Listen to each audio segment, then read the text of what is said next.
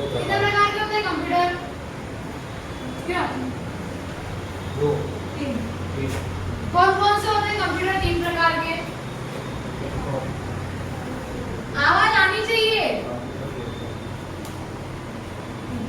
देखो अभी तक आप लोगों के माइंड में क्या है कि कंप्यूटर जो है सौ नॉर्मल ये जो होते हैं वही कंप्यूटर, लेकिन ऐसा नहीं होता है। कंप्यूटर कितने प्रकार के होते हैं? 3 प्रकार के होते हैं। 3 प्रकार के कंप्यूटर कौन कौन से होते हैं? ध्यान से देखिएगा। सबसे पहला होता है आपका अनुप्रयोग के आधार पर कंप्यूटर के प्रकार। अनुप्रयोग के आधार से मतलब एप्लीकेशन बेस्ड कंप्यूटर है ना। अनुप्रयोग के आधार पर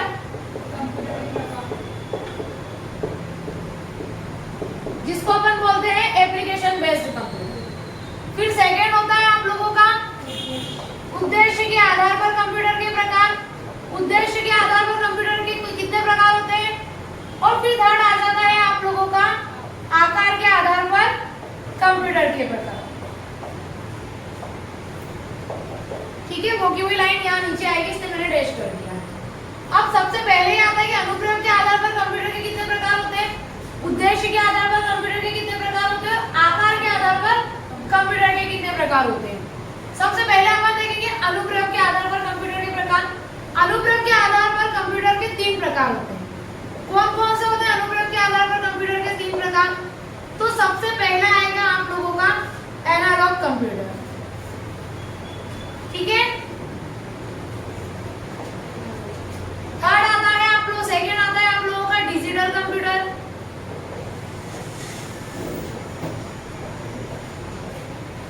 और थर्ड आएगा आप लोगों का हाइब्रिड कंप्यूटर।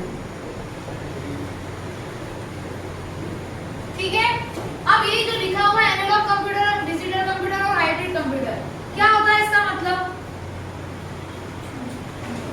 इसका मतलब क्या होगा? एनालॉग कंप्यूटर किसे कहा जाता है? देखिए एनालॉग कंप्यूटर अपन उसको कहते हैं जो भौतिक दाब, तापमान, लंबाई आदि को व्यक्त करता है, वो क्या कहलाता है? एनालॉग कंप्यूटर कहलाता है। दाब, तापमान, लंबाई से मतलब तापमान चेक करते हैं कि नहीं अपन कि कितने डिग्री सेल्सियस अभी धूप गिर रही है भैया, या कितना अभी पानी आने वाला है, वो सारी चीजें चेक करते हैं कि नहीं करते हैं? अपन लंबाई चेक करते हैं कि नहीं अपनी, है ना। तो दाब, तापमान, लंबाई जो व्यक्त करता है वो क्या कहलाता है? एनालॉग कंप्यूटर कहलाता है। ठीक है, अब आप लोगों को याद कैसे रखना है? तो इसकी मेन चीजें आपको याद रखनी। मेन कैसे याद रखोगे? सबसे पहली बात कि दाब, तापमान, लंबाई वे भौतिक दाब, तापमान, लंबाई जो व्यक्त करता है वो क्या कहलाता है? एनालॉग कंप्यूटर कहलाता है। इसका उपयोग कहाँ किया जाता है? इसका उपयोग किया जाता है आपका विज्ञान में और इंजीनियरिंग क्षेत्र में। कहाँ उपयोग करेंगे अपन इसका? विज्ञान में और इंजीनियरिंग क्षेत्र में। अपन यहाँ पढ़ रहे हैं वही समझ में आ रहा है कि दाब, तापमान, लंबाई मतलब विज्ञान और इंजीनियरिंग क्षेत्र में एनालॉग कंप्यूटर का उपयोग किया जाता है। नेक्स्ट क्वेश्चन है, नेक्स्ट है आपका यहाँ पे पॉइंट डिजिटल कंप्यूटर।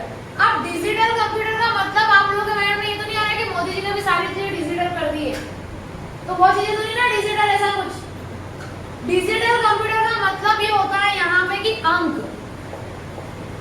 क्या होता है? अंक। अंक से मतलब अतः वे कंप्यूटर जो अंकों की गणना करते हैं। डिजिटल कंप्यूटर का मतलब होता है अतः वे कंप्यूटर जो अंकों की गणना करते हैं, जो 0 और 1 के रूप में होते हैं। किसके रूप में होते हैं? 0 और 1 के रूप में होते हैं। और 0 और 1 को क्या कहते हैं अपन? क्या कहते हैं? बाइनरी सिस्टम, बाइनरी नंबर जिसको अपन कहते हैं। कंप्यूटर क्या, कंप्यूटर कौन सी भाषा समझता है? बाइनरी समझता है। कंप्यूटर को अपनी भाषा समझ में आती है क्या? नहीं आती। आप कुछ भी लिख दो कंप्यूटर को मालूम नहीं पड़ेगा। लेकिन आपने जो भी इतना बड़ा पैराग्राफ वगैरह जो भी लिखा है यहाँ पे, तो कंप्यूटर क्या करेगा? उसको बाइनरी लैंग्वेज में कन्वर्ट कर देगा। क्लियर है? तो यहाँ पे क्या है अपना डिजिटल कंप्यूटर। डिजिटल कंप्यूटर किसको कहते हैं अपन? जो अंकों की गणना करता है, जो 0 और 1 की पद्धति में होता है, जो बाइनरी सिस्टम के अंतर्गत आता है। क्लियर है? अब इसका उपयोग कहाँ किया जाता है बताओ आप लोग।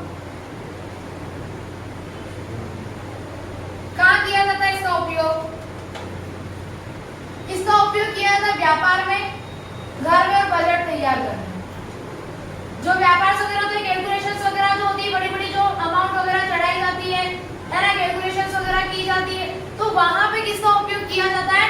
डिजिटल कंप्यूटर का उपयोग किया जाता है। क्लियर है? फिर आते हैं नेक्स्ट हाइब्रिड कंप्यूटर पर। हाइब्रिड कंप्यूटर किसे कहा जाता है?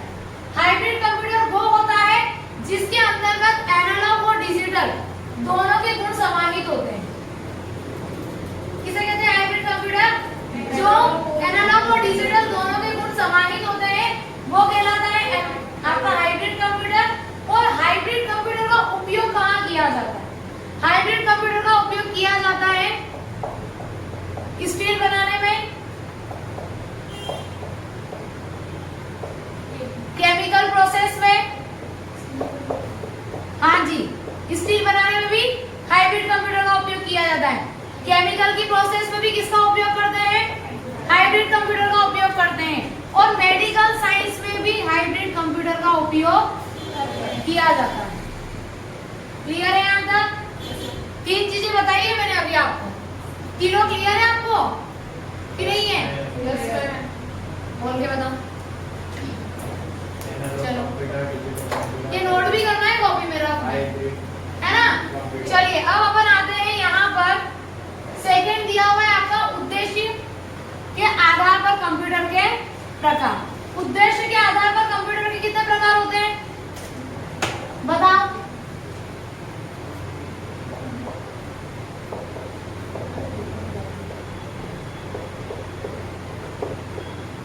कितने होते हैं उद्देश्य के आधार पर कंप्यूटर के प्रकार? कौन कौन से? बोल तो दिया आपने।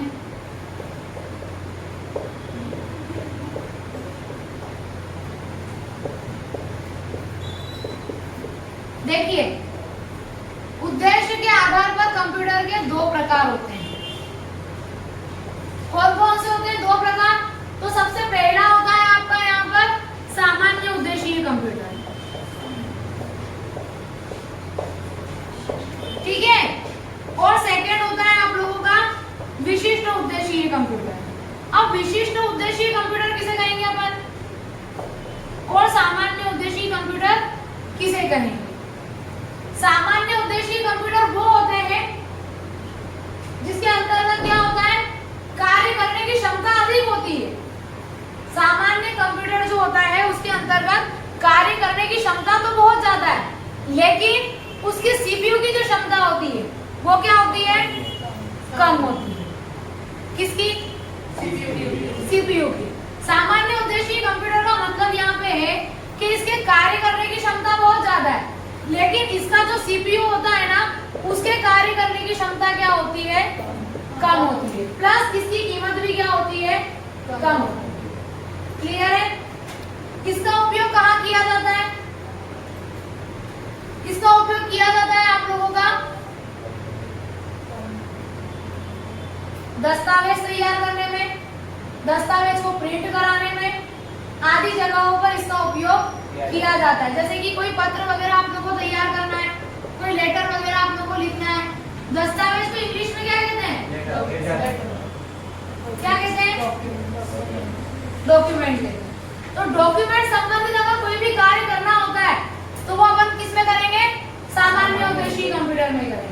और सामान्य उद्देशीय कंप्यूटर कौन से जो अपने यहाँ रखे हैं वैसे वाले, ठीक है? नेक्स्ट दिया हुआ है विशिष्ट उद्देशीय कंप्यूटर। विशिष्ट उद्देशीय कंप्यूटर किसे कहा जाता है? विशिष्ट उद्देशीय कंप्यूटर वो होते हैं जिनके कार्य करने की क्षमता उसके सीपीयू के अनुरूप होती है। दोनों में डिफरेंस समझना। क्या कहा है मैंने? सामान्य उद्देशीय में क्या कहा था कि इसके कार्य करने की क्षमता ज्यादा होती है, पर इसके सीपीयू की क्षमता क्या होती है? कम होती है। लेकिन अगर विशिष्ट उद्देशीय कंप्यूटर को अगर अपन देखते हैं तो इसके जो कार्य करने की क्षमता होती है वो किसके अनुरूप होती है? सीपीयू के अनुरूप होती है। जितनी सीपीयू की क्षमता होगी ना, ये उतना ही काम करेगा। और इसके सीपीयू की क्षमता अधिक होती है। ठीक है? क्लियर है? 2 पॉइंट। इसका उपयोग कहाँ किया जाता है? इसका उपयोग किया जाता है मौसम विज्ञान में, समुद्र विज्ञान में, कृषि विज्ञान में, अंतरिक्ष में, सारी जगहों पर किसका उपयोग किया जाता है? विशिष्ट उद्देश्यीय कंप्यूटर। ये क्लियर हुआ? दो चीज समझाई है मैंने अभी आपको, एक अनुप्रयोग के आधार पर समझाया है और एक उद्देश्य के आधार पर समझाया है। अनुप्रयोग के आधार पर 3 बताए और उद्देश्य के आधार पर 2 बताए। अब आते हैं यहाँ पर आकार के आधार पर कंप्यूटर के प्रकार। आकार के आधार पर कंप्यूटर के कितने प्रकार होते हैं बताओ? ये नोट कर लो।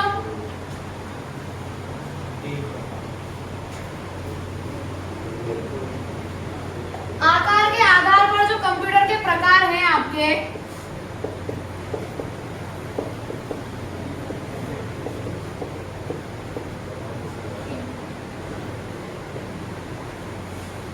समझ में तो आ रहा है ना आप लोगों को? डाउट तो नहीं ना किसी को भी? पीछे चंद्र प्रकाश आपको समझ में आ रहा है? ठीक है, यहाँ पे दिया हुआ है इधर, और पीछे रीना आपको भी समझ में आ रहा है? आकार के आधार पर कंप्यूटर के 5 प्रकार होते हैं। कितने होते हैं? 5 प्रकार। अभी तक अपने को यहाँ पे 3 प्रकार मिले, यहाँ 2 प्रकार मिले, लेकिन आकार के आधार पर कितने होंगे? 5 प्रकार होंगे। 5 कौन कौन से होते हैं? सबसे पहला होता है आपका माइक्रो कंप्यूटर,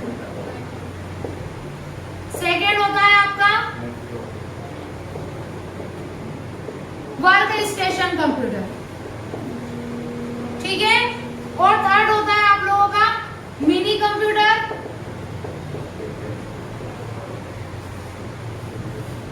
फोर्थ होगा main frame computer,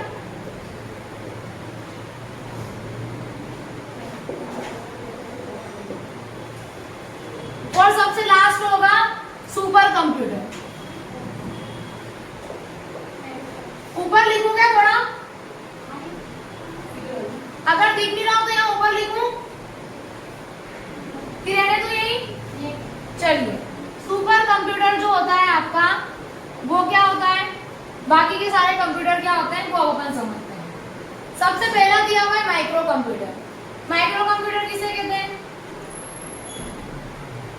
micro computer वो होता है जिसके अंतर्गत माइक्रो प्रोसेसर लगा हुआ होता है, प्लस जिसे आप किसी भी डेस्क पर आसानी से रख सकते हो, वो कहलाता है आपका माइक्रो कंप्यूटर। माइक्रो कंप्यूटर का उपयोग कहाँ होता है? तो व्यक्तिगत रूप से माइक्रो कंप्यूटर का उपयोग किया जाता है, जिसके अंतर्गत क्या होता है? माइक्रो प्रोसेसर लगा हुआ होता है और जिसे अपन आसानी से डेस्क पर रख सकते हैं। डेस्क से मतलब जो अपनी टेबल वगैरह होती है, इसके ऊपर अपन रख करके आसानी से कार्य कर सकते हैं, वो क्या कहलाता है? माइक्रो कंप्यूटर कहलाता है। माइक्रो कंप्यूटर की कीमत कितनी होती है? 25,000 से 1 लाख तक, ठीक है ना? ये इसकी कीमत होती है। अब अगर अपन देखें यहाँ पे वर्क स्टेशन कंप्यूटर, तो वर्क स्टेशन कंप्यूटर किसको कहते हैं? वर्क स्टेशन कंप्यूटर दिखने में माइक्रो कंप्यूटर के समान ही होता है, लेकिन इसके समान होने के बावजूद भी वर्क स्टेशन कंप्यूटर अधिक शक्तिशाली होता है, जिसमें अपन चाहे तो जैसा चाहे वैसा कार्य कर सकते हैं, लेकिन इसका उपयोग आजकल नहीं होता। क्लियर है? नेक्स्ट दिया हुआ है मिनी कंप्यूटर। मिनी कंप्यूटर किसको कहा जाता है? अब यहाँ पे देखिए नाम लिखा हुआ है मिनी कंप्यूटर, तो माइंड में क्या आया कि जो छोटी चीज होगी उसे मिनी कंप्यूटर कहा जाता होगा। अभी जैसे अंकित ने कहा कि जो टैबलेट वगैरह होता है उसको अपन मिनी कंप्यूटर कहते हैं, लेकिन ऐसा नहीं होता है ना? वो सिर्फ कंप्यूटर का नाम है मिनी कंप्यूटर। जैसे माइक्रो है, वर्क स्टेशन है, मिनी है, मेन फ्रेम है, कंप्यूटरों के नाम है, लेकिन उसका आकार इतना बड़ा नहीं होता है। मिनी कंप्यूटर का आकार माइक्रो कंप्यूटर के समान होता है, लेकिन इसके कार्य करने की क्षमता इससे अधिक होती है और जितना आप चाहें उतना कार्य आप कर सकते हैं, लेकिन वो वर्क स्टेशन कंप्यूटर के अकॉर्डिंग शक्तिशाली नहीं होता है। आपको डिफरेंसेस पता चल रहे हैं जो मैं बोल रही हूँ वो कि नहीं चल रहे हैं? समझ में आ रहा है ना कि बिना बात के हाँ हाँ कर रहे हैं अपन? ऐसा तो नहीं है ना? समझ में आए तो ही हाँ करना है, नहीं समझ में आएगा तो फिर नुकसान किसका है? आप लोगों का है, मेरा कोई नुकसान नहीं है भैया, ठीक है ना? परीक्षा देना आपको जाना है, इसलिए समझ में भी आपको आना चाहिए। मिनी कंप्यूटर जो होता है वो माइक्रो कंप्यूटर के समान ही होता है, उसके कार्य करने की क्षमता अधिक होती है, लेकिन वो वर्क स्टेशन कंप्यूटर के अकॉर्डिंग शक्तिशाली नहीं होता है। क्लियर है? और इसकी जो कीमत होती है वो कितनी होती है? इस कंप्यूटर से भी ज्यादा होती है, ठीक है? नेक्स्ट दिया है यहाँ पे main frame computer. Main frame computer किसको कहा जाता है? किसे कहेंगे main frame computer? Main frame computer वो होता है जो समुद्र विज्ञान के अंतर्गत खोजबीन करके लाता है। अब आपके माइंड में आ रहा होगा मैडम आपने यहाँ पे भी तो वही बात कही है, तो फिर आप यहाँ पे भी वही बात कैसे बोल सकते हो?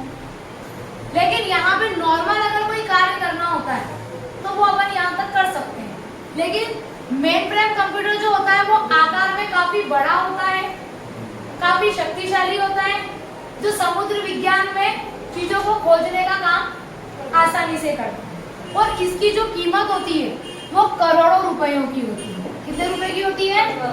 करोड़ों रुपयों की होती है। और जो आम व्यक्ति होते हैं, जैसे अपने जो रोजमर्रा की जो जिंदगी जीते हैं अपन लोग, अपन जैसे व्यक्ति इसका उपयोग नहीं करते हैं, क्योंकि इसका उपयोग कहाँ किया जाता है? साइंटिस्ट वगैरह जो व्यक्ति होते हैं, है ना, वहां पे इन कंप्यूटर का उपयोग किया जाता है। तो इसका आकार क्या होता है?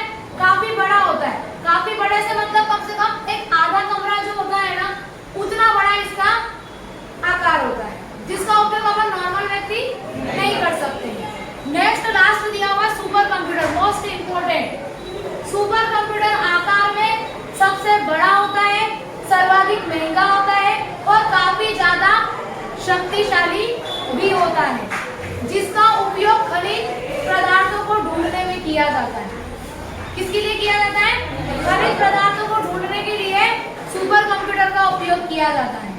अंतरिक्ष में किसी को भेजने के लिए सुपर कंप्यूटर का उपयोग किया जाता है। और सुपर कंप्यूटर आकार में काफी बड़ा होता है, इसका मतलब एक कमरे इतना बड़ा कंप्यूटर होता है सुपर कंप्यूटर। और इसकी जो कीमत होती है वो कितनी होती है?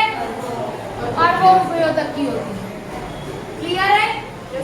इन पांचों में कोई डाउट? No ma'am. यहाँ पे इन दोनों में कोई डाउट? No ma'am. और इन तीनों में? फर्स्ट वाले में क्या है? बोलिए।